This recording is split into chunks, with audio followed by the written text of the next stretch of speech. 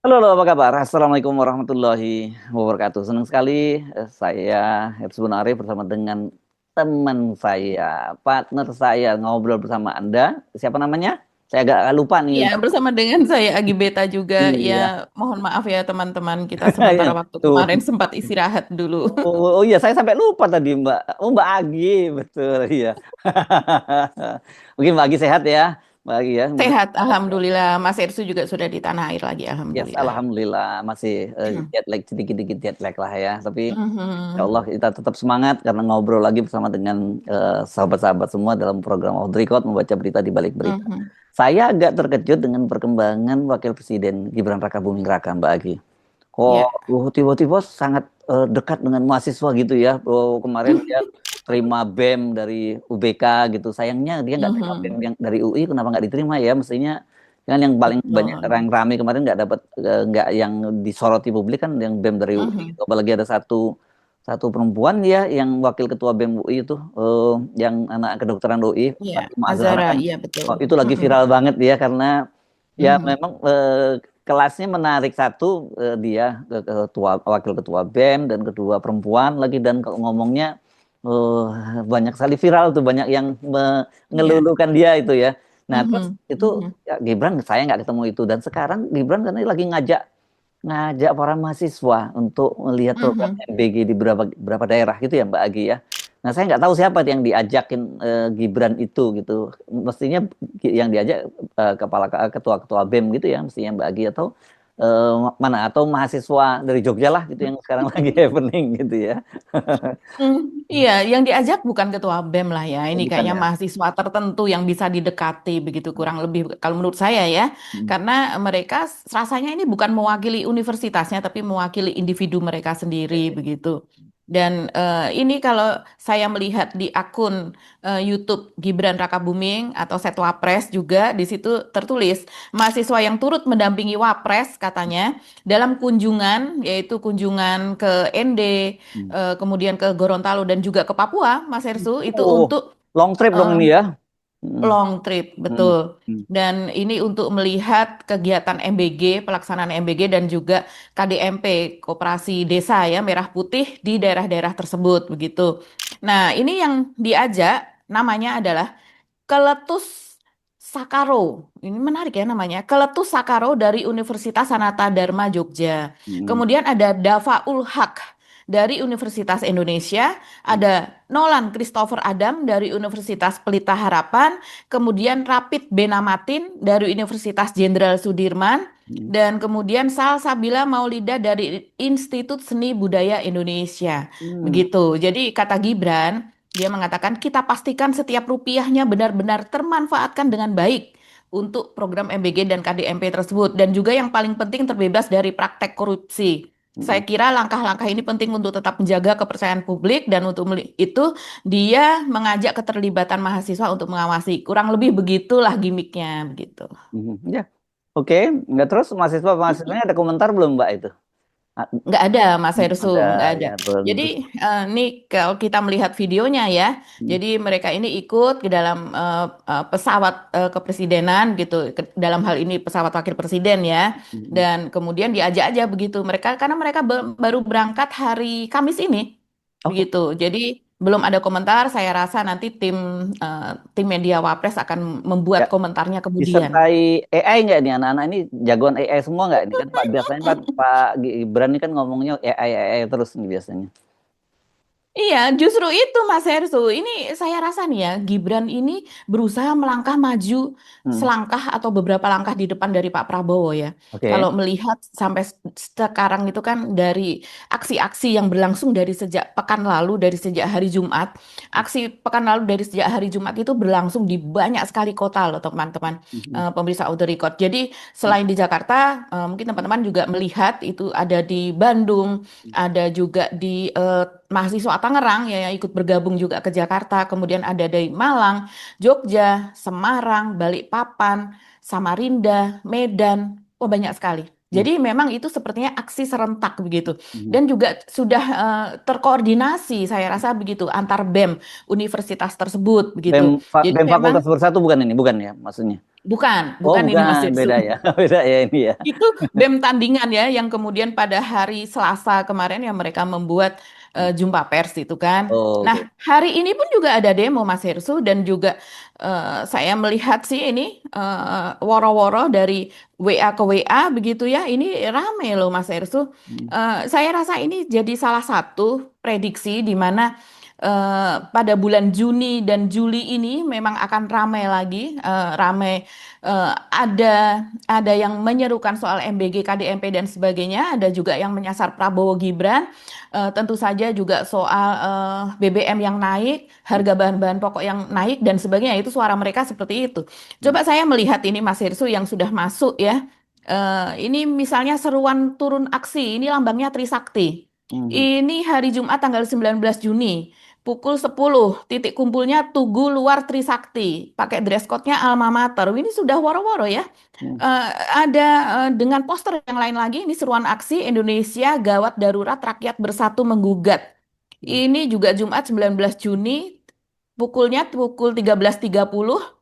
Kemudian titik kumpul Tugu Luar 12 Mei. Titik aksinya ada di DPR. Tuntutannya satu, pulihkan ekonomi dan politik. Dua, berantas inkompetensi pejabat. Dan tiga, kembalikan supremasi sipil. Subnya itu banyak sekali, seperti turunkan Ya, bahan pokok, kenapa turunkan ya? BBM, dan sebagainya. Kenapa mereka milih Jadi, DPR ya? Apakah karena mereka nganggap DPR juga bagian dari pemerintah gitu atau gimana sih? Ya. karena saya rasa karena DPR kurang bersuara ya, dan DPR Hmm. pasif dalam hal ini. Oke. Dan sebagian besar suara DPR seperti yang kita ketahui kan hampir sama dengan suara pemerintah ya, seperti Ya. menjadi follower saja, membebek saja apapun yang dibuat kebijakan oleh pemerintah ya lolos-lolos saja tanpa banyak hambatan atau banyak revisi atau banyak masukan begitu oleh DPR yang seharusnya mereka memberikan banyak masukan sebagai wakil rakyat. Hmm. Ini kemudian yang aksi hari ini saya juga dapat banyak ini Mas Hersu gambar-gambarnya. Jadi saya rasa aksi masih akan berlangsung dari hari ke hari, Hmm. dan bisa jadi juga malah akan makin masif. Kita berharap tidak tidak ada anarki ya di situ. Ya, ya, ya. Paling penting itu dan sebenarnya juga dalam banyak kasus kita juga tahu kok soal anarki itu memang ada juga yang men-set up-nya ya kan begitu kan. Betul. Itu bagian dari Mhm. strategi untuk meredam kegiatan aksi mahasiswa kan biasanya seperti itu ya. Mhm. Mhm. Tapi mereka yang Mhm. biasa di lapangan juga paham kok, Mbak. Seperti halnya wartawan-wartawan di lapangan, mahasiswa-mahasiswa di lapangan juga tahu mereka bagaimana membedakan aksi-aksi yang betul-betul mahasiswa dan mereka yang disebut dalam Sangat. anarko-anarkoan begitu ya. Dan itu biasanya memang mereka mainnya pasti sore hari gitu, menjelang sore hari, menjelang malam dan ketika kemudian sebagian besar mahasiswa sudah mulai menarik diri baru mereka kemudian bergerak. Jadi memang buat mahasiswa yang bertahan pada malam hari mesti diwaspadai itu gerakan-gerakan semacam itu kan gitu. Iya betul. Kalau seperti mahasiswa dari UI, dari Trisakti, karena mereka ini memang kampus pergerakan ya. Jadi sepertinya sudah diturunkan dari tahun ke tahun, dari aktivis kakak-kakak kelas yang di atasnya, mereka antisipasinya bagus Mas Hersu. Kalau di lapangan, kalau saya lihat. Seperti misalnya mereka menandai kelompoknya masing-masing begitu, dan kemudian mereka saling bergandeng tangan tidak mau lepas kalau itu sudah situasi semakin berat gitu ya, apa provokasi begitu, sudah mereka nggak mau ada orang lain masuk ke dalam lingkaran mereka begitu, karena bisa dipastikan itu adalah sebangsa intel atau provokator atau apa gitu, atau orang-orang yang didesain untuk memecah belah mereka dan sebagainya. Jadi sebetulnya kalau yang mahasiswa betulan ini yang turun begitu ya, mereka itu sudah menjaga diri sendiri, dan juga teman-teman mereka menghafalkan siapa saja yang di sekeliling saya itu mereka hafal dengan wajah-wajahnya. Jadi kalau seandainya ada seseorang yang terlihat aneh, mereka bisa langsung menandai orang tersebut dan kemudian Oh iya, mengeluarkannya ataukah menangkapnya begitu. makanya kasus kayak di UMY kemarin ya ketika ada seorang intro Oh dari iya. Polda DIY yang kemudian Mm-mm. ditangkap oleh Mm-mm. mahasiswa dan kemudian diakui sih memang oleh Polda Oleh Polda Polda DIY DIY. ya bahwa Mm-mm. mereka katanya itu dalam rangka pengamanan jadi bukan untuk memata-matai mahasiswa katanya begitu sih Mbak. Ya, ya.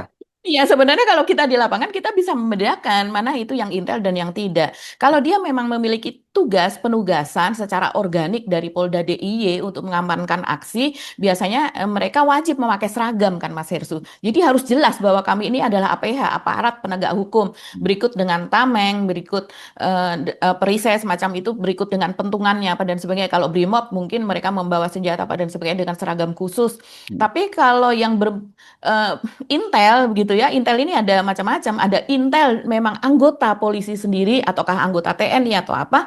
Tapi yang lebih berbahaya adalah intel mahasiswa. Dia bukan anggota Ah, kepolisian, hmm, tapi dia direkrut hmm, untuk menjadi intel mata-mata atau cepu begitu. hmm. Nah, kalau yang di UMY itu saya rasa memang anggota Anggota kepolisian kepolisian yang diakui soalnya. walaupun Hmm, iya diakui, hmm. tapi dikatakan anggota kepolisian saja, bukan intel. Tapi kalau intel itu memang biasanya mereka dilihat dari rambutnya saja anak muda tersebut kan rambutnya tidak cepak seperti polisi kan. Rambutnya rambut seperti mahasiswa agak panjang, kemudian biasanya pakai ransel, Hmm. pakai baju casual begitu ya seperti anak-anak mahasiswa umumnya. Ya mereka memang mengawasi di lapangan dan membaur di antara mahasiswa itu dengan wajah mahasiswanya begitu. Ya, oke. Nah, jadi memang kalau kita melihat ya gerakan-gerakan mahasiswa itu sekarang udah saya menyebutnya semakin mengeras ya aksi-aksinya. Saya jujur Betul. jujur agak terkejut juga kemarin ketika itu terjadi di Jogja ya kan itu bukan Mhm. tradisi Jogja seperti itu, tapi tentu ada penjelasannya mengapa kemudian mereka melakukan langkah-langkah semacam itu, Mbak Agi. Dan Mhm. ini Mhm. sebenarnya menurut saya Jogja bisa jadi indikator loh kalau Jogja saja seperti siwanya seperti itu ya daerah-daerah lain mesti bersiap bahwa kemungkinan akan bisa lebih keras lagi. Makanya saya agak prihatin ketika kemudian ini mungkin nanti kita bahas lebih lanjut tapi kita kembali ke Gibran lagi ya soal eh, soal Mhm. yang mulai apa mulai ada tandingan-tandingan dan sebagainya gitu ya Mbak Agi. Nah, Iya ya. mudah-mudahan yang dibawa Gibran bukan mahasiswa tandingan ya, bukan ya. Iya, iya, iya, Mas Hersu. Jadi kita nanti akan ada episode selanjutnya ya dari ini yang kita akan bahas soal demo-demo tersebut gitu ya, mahasiswa-mahasiswa tandingan apa dan sebagainya.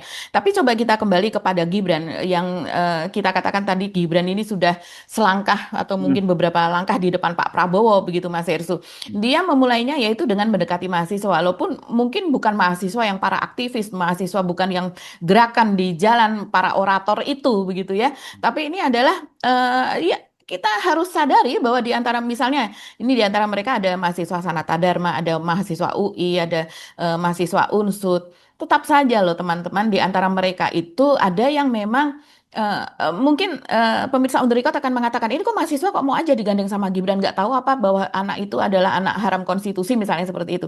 Iya, tapi walaupun dia berkuliah di UI, di Unsud misalnya, bisa jadi orang tuanya dulu adalah juga keluarganya keluarga Jokower. Ini anak kan kalau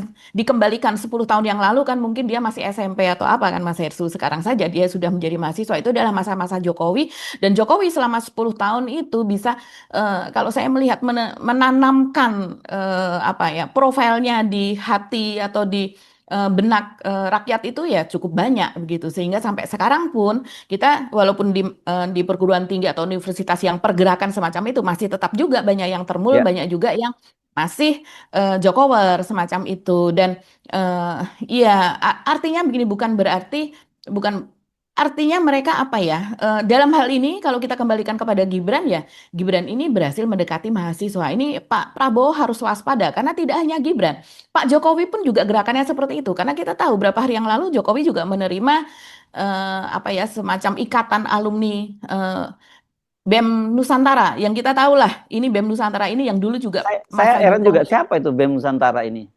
Alumni BEM iya Nusantara ini memang dulu ini BEM yang selalu berpihak pada pemerintah, pada penguasa di eranya betul. Jokowi.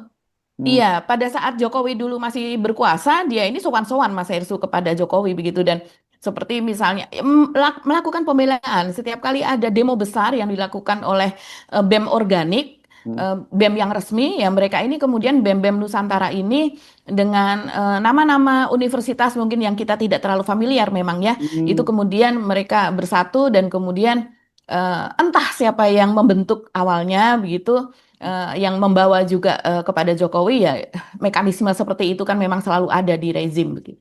Iya, makanya saya terkejut ketika itu. Jadi kelihatannya bukan hal yang tidak direncanakan ya Mbak Agi soal mendekati Betul. mahasiswa karena Mhm. terlihat Pak Jokowi misalnya bertemu dengan alumninya BEM Nusantara, sementara Gibran kemudian Mhm. kemarin itu dia menerima BEM-nya dari mana ya? Dari BEM Universitas Bung Karno ya? Universitas Bung Karno dan MH Tamrin ya. MH Tamrin ya? Universitas MH Iya, Tamrin itu sekolah.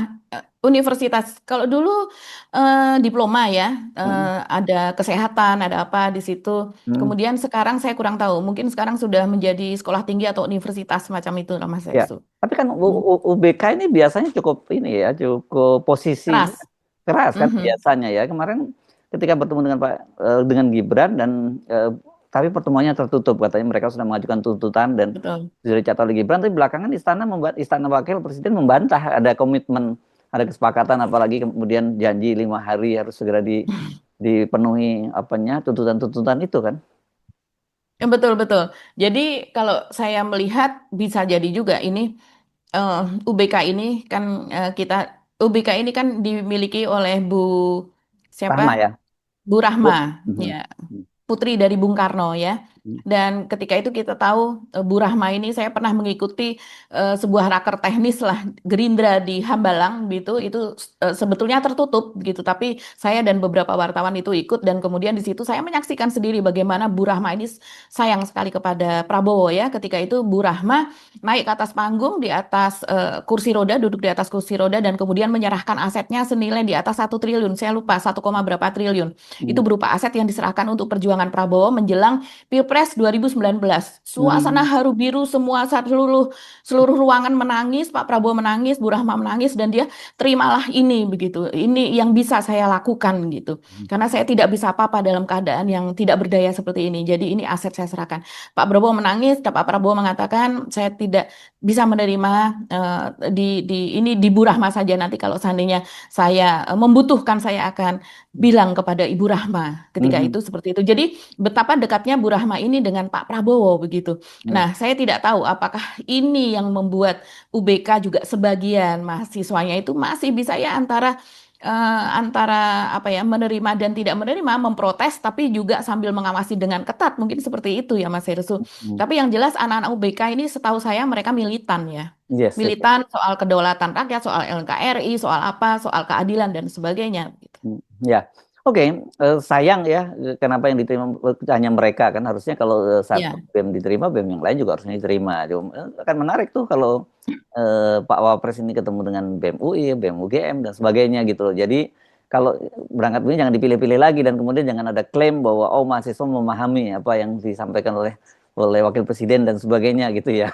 Ini nggak bisa ya, karena mereka meskipun dari berbagai universitas, tetapi mereka tidak bisa disebut representasi dari universitas tersebut gitu ya. Betul, betul. Dan saya rasa juga kalau misalnya dari UI, dari apa namanya, misalnya dari Atmajaya, dari Trisakti, dari ya apa universitas-universitas reformasi yang dulu menggerakkan reformasi, bisa jadi mereka nggak mau masuk istana ya, tapi Gibran yang keluar menemui mereka. Itu akan sangat menarik dan sebetulnya menarik buat Gibran. Terlihat dia gagah, berani berbicara. Tapi apa iya dia berani seperti itu? Karena ini Mas Herzu, yang menariknya, Mas Herzu mungkin sudah melihat unggahan Gibran soal AI. Ini kita campur-campur nih ngomongnya, tapi ini menarik. Tetap Unggahan ya, tapi Gibran, tetap tetap Gibran lah ya ini fokusnya ya. tetap Gibran. Ya, unggahan Gibran soal AI itu kan juga jadi viral. Di tengah kecamuk yang seperti ini, kok sempat-sempatnya ngunggah soal AI itu yang dipertanyakan oleh masyarakat, oleh Bukannya itu anak-anak muda. udah pakem baku itu. Ya. Dan kemudian dia sambil mengelus-elus kucing itu yang menjadi ini simbolik atau apa? Kalau dulu Jokowi bapaknya itu kan seringkali menggunakan bahasa-bahasa simbol, Hmm. sesuatu yang simbolik dengan benda-benda yang simbolik juga seperti itu. Nah, ini apakah Gibran juga mengikuti bapaknya begitu? Cuman kalau seandainya kita melihat cuplikan yang juga memang diunggah, kan banyak sekali ya Mas Hersu media yang kemudian menerjemahkan, wah ini niru Don Vito Corleone yang ada di film Godfather begitu yang diperankan oleh Marlon Brando yang bagaimana dia sebetulnya kalau melihat kisahnya tidak sengaja itu sutradaranya meletakkan kucing di dalam pangkuan dia. Jadi di tempat syuting ada kucing diletakkan di pangkuannya dan kemudian mengelus-elus kucing dan itu masuk ke dalam set. Nah, itu sebuah adegan yang cukup simbolik dan banyak dibahas sekarang karena Gibran juga melakukan hal serupa sambil ngomong soal AI dia sambil mengelus-elus kucing tersebut Kan Pak terus-menerus Prabowo sampai juga selesai. Pak Prabowo kan suka kucing juga kan dan dia punya Iya, kucing. Prabowo juga juga suka kucing, tapi dia tidak pernah membuat unggahan yang seperti itu ya. Hmm. Sementara ternyata behind the scene-nya sebetulnya itu memang gimmick banget gitu. Memang itu di setel begitu ya, Mas Hersу. Jadi eh, diunggah juga dan bahkan direkam bagaimana rekaman itu cuma tinggal sedikit lagi kata Gibran gitu. Hmm. Tapi kucingnya itu sudah pengen turun terus. Jadi Gibran juga mengatakan, ini loh dari tadi dia nih maunya turun terus kata Gibran seperti itu. Hmm. Jadi memang bukan sesuatu yang alami. Hmm. Jadi itu eh, entah maksudnya apa begitu ya. Tapi saya rasa makin aneh ya. Kalau saya melihat ya nggak ketolong lagi lah ini. Ya mungkin tim medianya membuat gimmick seperti itu, Hmm. entah karena apa. Dan bagaimana cara dia membaca itu sangat cetawelo-welo. Bagaimana dia mengikuti, Hmm. melihat sebuah layar begitu, dan kemudian Oh, pakai teleprompter eh, lah ya.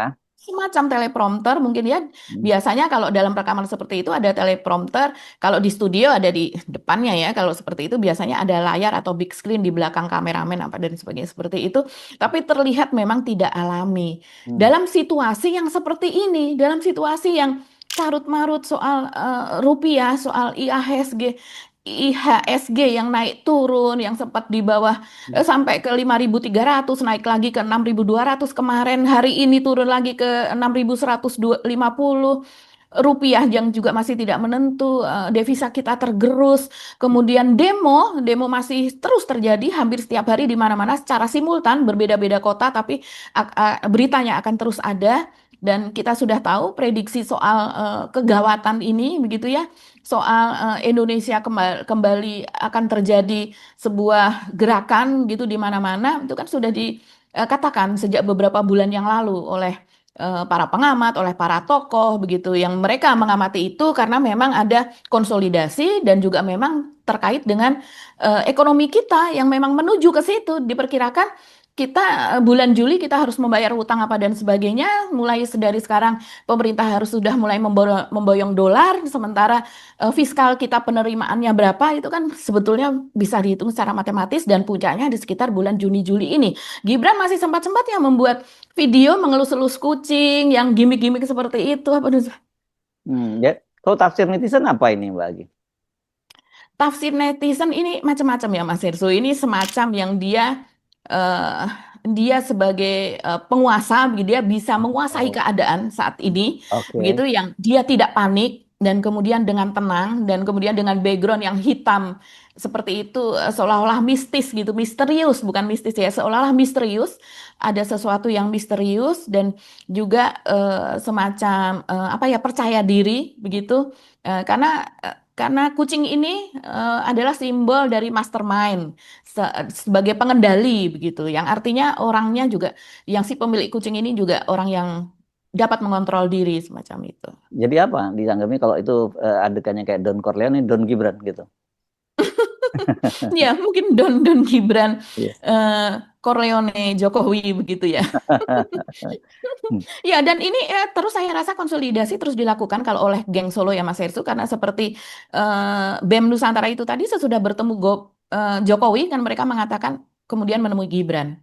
Ya Hmm. apalagi tujuannya kalau seandainya bukan 2029. Polanya kayak YouTuber Nusantara dulu ya, ketemu di Solo, Betul. ketemu dengan Jokowi Solo, dan kemudian baru ketemu di Istana Wapres kan gitu. Tapi kemudian rencananya waktu itu mereka mau dibawa ke IKN kan rencananya ya. Betul. Tapi nggak Mhm, terlaksana ya mhm. waktu itu ya IKN-nya. Mereka tetap pergi ke IKN Oke. karena ada bisnya, ada apa sudah disewakan begitu Mas Herssu, tapi Jokowinya tidak jadi ke IKN. Ketika Gibran, itu kan Jokowi Gibran, juga akan ke oh, sana. oh, Jokowi juga mau ke IKN juga gitu maksudnya. Betul, iya, Ya. Jokowi ke IKN, Gibran tapi dua-duanya nggak ada yang muncul di sana. Oke.